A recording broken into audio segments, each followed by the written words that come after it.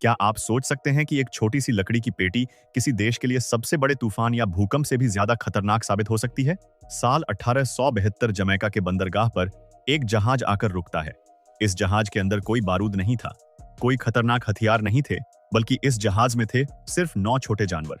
इन्हें मंगवाने वाले इंसान को लगा था कि उसने अपने देश की डूबती अर्थव्यवस्था को बचाने की चाबी ढूंढ ली है।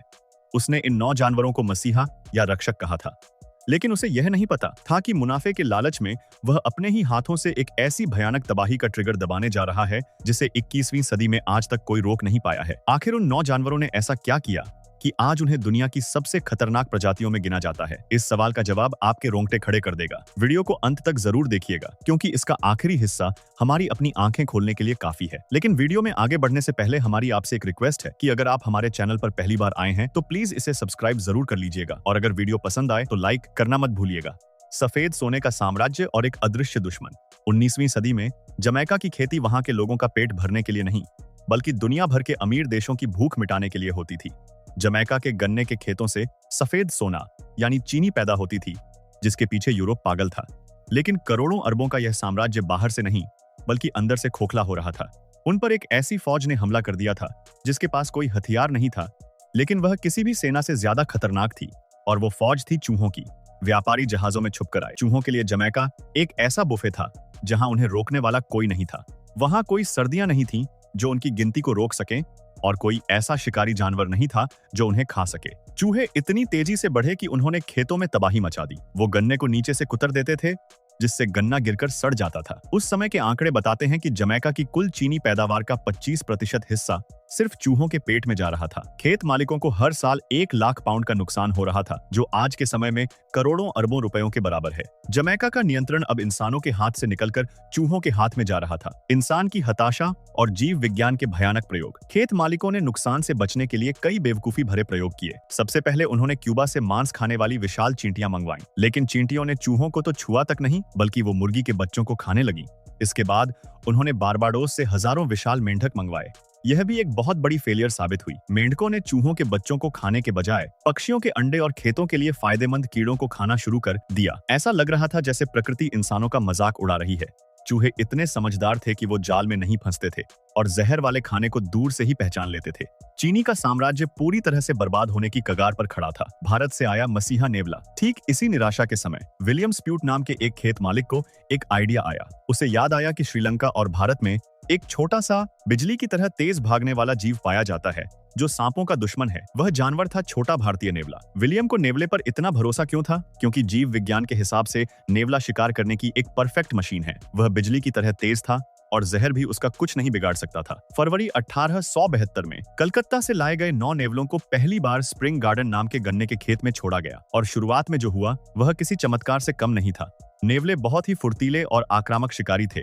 सिर्फ 6 महीने के अंदर विलियम ने रिपोर्ट दी कि चूहों से होने वाला नुकसान आधा हो गया है। 10 साल के अंदर नेवले पूरे जमैका में फैल गए। एक अनुमान के मुताबिक उन्होंने चीनी उद्योग के करीब 1.5 लाख पाउंड सालाना बचाए। जमैका की इस सफलता ने पूरी दुनिया को हैरान कर दिया, और 30 से ज्यादा देशों ने अपने यहाँ नेवले मंगवाना शुरू कर दिया। इंसानों ने जश्न मनाया, लेकिन वो जीव विज्ञान का एक बहुत ही बेसिक नियम भूल गए। एक शिकारी जानवर कभी भी सिर्फ एक ही तरह का खाना नहीं खाता, खासकर तब जब वह खाना कम पड़ने लगे। प्रकृति का पलटवार, दिन और रात की वो भयानक गलती। साल 1888 तक हवा का रुख पूरी तरह से बदल गया। जिस विलियम ने यह सब शुरू किया था, उसे खुद एक कड़वा सच मानना पड़ा कि नेवलों ने चूहों को मारना बंद कर दिया था। लेकिन क्यों? इसे विज्ञान में इकोलॉजिकल मिसमैच कहते हैं। चूहे रात के अंधेरे में निकलते हैं और पेड़ों पर चढ़ने में माहिर होते हैं। वहीं दूसरी तरफ नेवले दिन के उजाले में शिकार करते हैं और उन्हें पेड़ों पर चढ़ना अच्छे से नहीं आता। शुरुआत में नेवलों ने जमीन पर घूमने वाले चूहों को आसानी से मार दिया, लेकिन चूहे बहुत चालाक होते हैं। वो समझ गए कि जमीन पर खतरा है, इसलिए उन्होंने अपना पूरा समय रात में बिताना शुरू कर दिया और अपने घोंसले जमीन से हटाकर ताड़ के ऊंचे पेड़ों पर बना लिए। अब नेवले नीचे से बस ऊपर देखते रह जाते थे। लेकिन नेवलों को जिंदा रहने के लिए खाना तो चाहिए था, और जब चूहों को पकड़ना मुश्किल हो गया तो नेवलों की नजर जमीन पर रहने वाले उन स्थानीय जीवों पर पड़ी जिन्होंने अपनी जिंदगी में कभी किसी शिकारी जानवर को देखा ही नहीं था। खामोश तबाही, एक पूरे इकोसिस्टम का अंत। यहीं से शुरू हुई एक ऐसी तबाही जिसने जमैका के जंगलों की आत्मा को ही खत्म कर दिया। सबसे पहले नेवलों ने रेंगने वाले जीवों को अपना शिकार बनाया। बिना जहर वाले सांप जो कीड़े खाते थे वो पूरी तरह खत्म हो गए। इसके बाद बारी आई पक्षियों की। जमैका का एक खास पक्षी जिसे घोस्ट बर्ड कहा जाता था, वह जमीन पर अंडे देता था। नेवलों ने उनके सारे अंडे और बच्चे खा लिए। साल 1879 के बाद उस पक्षी को दुनिया में कभी नहीं देखा गया। सिर्फ 7 साल के अंदर एक पूरी प्रजाति दुनिया से मिट गई। जब वैज्ञानिकों ने नेवलों के पेट की जांच की तो उनके होश उड़ गए। उनके पेट में चूहे बहुत कम थे। उनकी 93% डाइट वहां की स्थानीय छिपकलियां, पक्षी, मेंढक और कीड़े थे। जो जंगल पहले पक्षियों की चहचहाहट से गूंजते थे, वो अब श्मशान की तरह शांत हो गए थे। तबाही का चेन रिएक्शन, कीड़े और बीमारियां। प्रकृति एक जंजीर की तरह है। अगर एक कड़ी टूटती है तो सब बिखर जाता है। जब नेवलों ने पक्षियों और छिपकलियों को खाकर खत्म कर दिया तो इसका असर इंसानों पर पड़ना शुरू हुआ। 1890 के दशक में जमैका के घास के मैदानों में टिक्स नाम के खून चूसने वाले परजीवियों की बाढ़ आ गई। पहले पक्षी इन कीड़ों को खा जाते थे, लेकिन अब पक्षी ही नहीं बचे थे। इंसानों और उनके जानवरों को अपने शरीर पर तेल पोतना पड़ता था। खून की कमी और बीमारियों से मवेशी मरने लगे। इतना ही नहीं, कैटरपिलर नाम के कीड़ों ने खेतों पर हमला कर दिया और सैकड़ों एकड़ फसल बर्बाद कर दी। नेवले कैटरपिलर नहीं खाते थे, लेकिन जो पक्षी उन्हें खाते थे उन्हें नेवले मार चुके थे। चूहों से बचने चले किसानों को अब प्रकृति ने चारों तरफ से घेर लिया था। मौत का नया चेहरा, रेबीज और एक नया खतरा। अगर बात सिर्फ इकोसिस्टम के बिगड़ने तक रहती तो शायद इंसान इसे सह लेता, लेकिन नेवले अपने साथ एक और मौत का पैगाम लेकर आए थे, रेबीज की बीमारी। नेवले तेजी से प्रजनन करते हैं और झुंड में रहते हैं, जिसकी वजह से उनमें बीमारियां बहुत तेजी से फैलती हैं। जब दुनिया ने कुत्तों और बिल्लियों में रेबीज को वैक्सीन से कंट्रोल कर लिया, तब जंगलों में नेवले रेबीज का चलता फिरता बम बन गए। प्यूर्टो रिको और ग्रेनाडा जैसी जगहों पर आज भी 70 से 80% रेबीज के मामले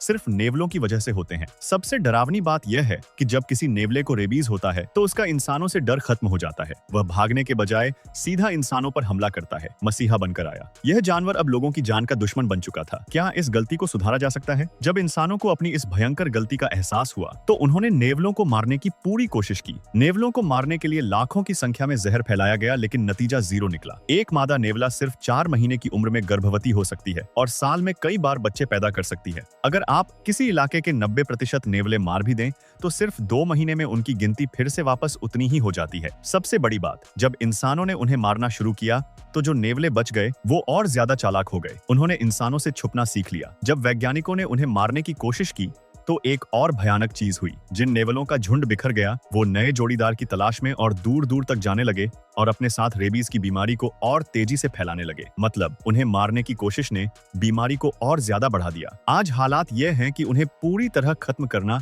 नामुमकिन मान लिया गया है। भारतीय परिप्रेक्ष्य, हम इससे क्या सीख सकते हैं?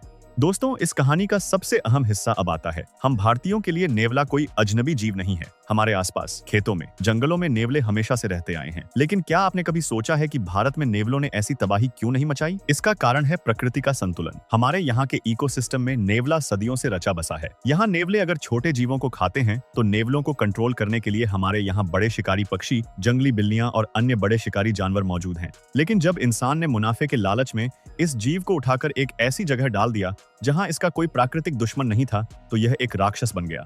आज भारत में भी खेती को बढ़ाने या तुरंत फायदा कमाने के लिए हम कई बार विदेशी बीजों, विदेशी पेड़ों या रसायनों का इस्तेमाल बिना सोचे समझे कर लेते हैं। हमें लगता है कि हम एक समस्या सुलझा रहे हैं, लेकिन जाने अनजाने में हम प्रकृति के बनाए उस शानदार और नाजुक जाल को छेड़ रहे होते हैं जिसे बनने में लाखों साल लगे हैं। प्रकृति के पास कोई अंडू या पीछे जाने का बटन नहीं है। 1872 में उस लकड़ी के बक्से से निकले 9 जानवरों ने सिर्फ एक देश का इतिहास नहीं बदला, बल्कि दुनिया को बता दिया कि कई बार सबसे बड़ा खतरा वो दुश्मन नहीं होता जो हमारी फसलें बर्बाद करता है, बल्कि सबसे बड़ा खतरा वो तथाकथित हीरो होता है जिसे हम बिना सोचे समझे उस दुश्मन को मारने के लिए बुला लाते हैं। आपको क्या लगता है, क्या इंसान आज भी अपनी हरकतों से बाज आया है या हम आज भी ऐसी ही गलतियां दोहरा रहे हैं? अपने विचार कमेंट्स में जरूर बताएं। वीडियो पसंद आया हो तो लाइक और सब्सक्राइब जरूर करें। धन्यवाद।